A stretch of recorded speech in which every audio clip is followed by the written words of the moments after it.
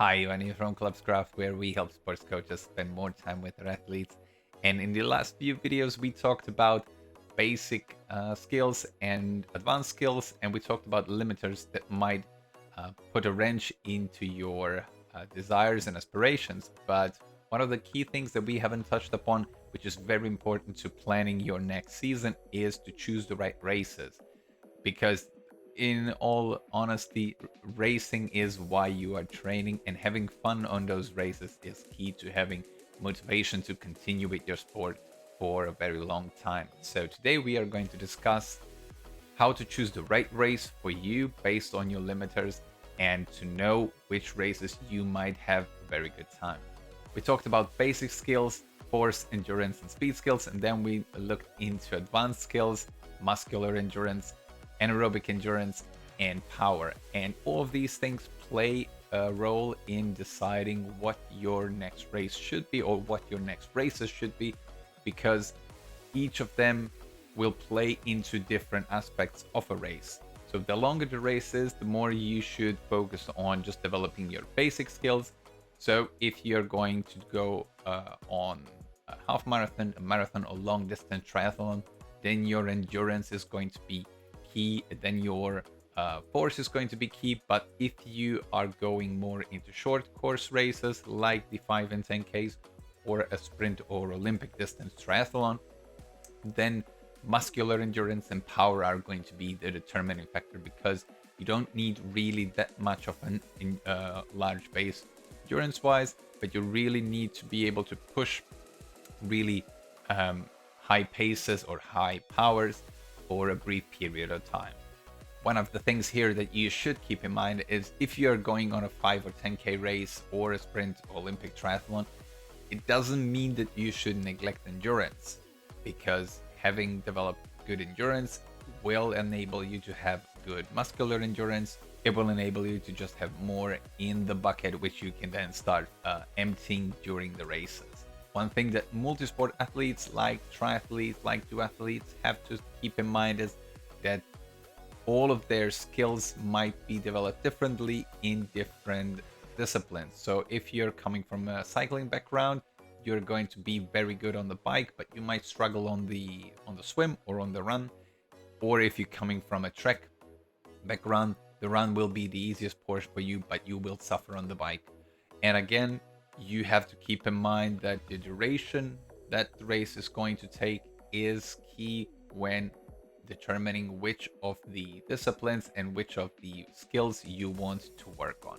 One of the things that you also have to keep in mind is that finding the right balance on which skills to work on to get the best results in the end might be as well a little tricky, because for example, for me personally, I'm an average swimmer. I'm very good at cycling, and I'm also fairly good at running. But over the years, I realized that instead of just trying and improving my swim time on a long distance triathlon, which is currently at something like 1 hour 5, 1 hour 7, and to get it somewhere close to 1 hour, maybe even below 1 hour, will give me something like of a 5 to 7, 8 minute advantage in my overall time, but it will not really make a huge dent into my overall time. But if I can raise my FTP by, let's say, 5 to 10 watts and get a little leaner, I might increase my overall power output and get a lot more, like 5 to 10 minutes on my bike. And this improvement in power and endurance on the bike will also correlate a little bit into the running. So overall, I might gain a lot more by focusing on the bike and then improving my running time as well, instead of just focusing on my weakest discipline, the swim. So that's something that multisport athletes have to keep in mind, is that targeting the weakness isn't always the best, because there might be areas where you can improve a little more and get more out of your race. And one of the things that also is very important, especially for long course athletes, is time, because most of the people are amateur athletes who do this because they love the sport, because they enjoy being outside and just competing and running and having a good time. and to have enough training next to working, next to your family and other obligations is very hard. So you have to be really mindful of the time and effort you put into each training session, because you don't really have enough a lot of time to waste, and you won't be able to train 20, 30, 40 hours like the pros do.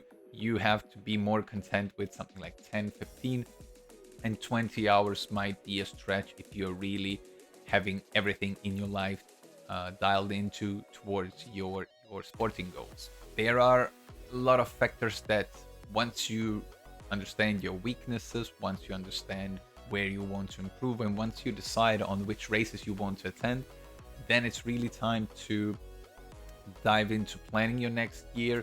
But it's not just about training in the disciplines you are training, it's more about preventing injuries and dialing in your nutrition and having enough rest.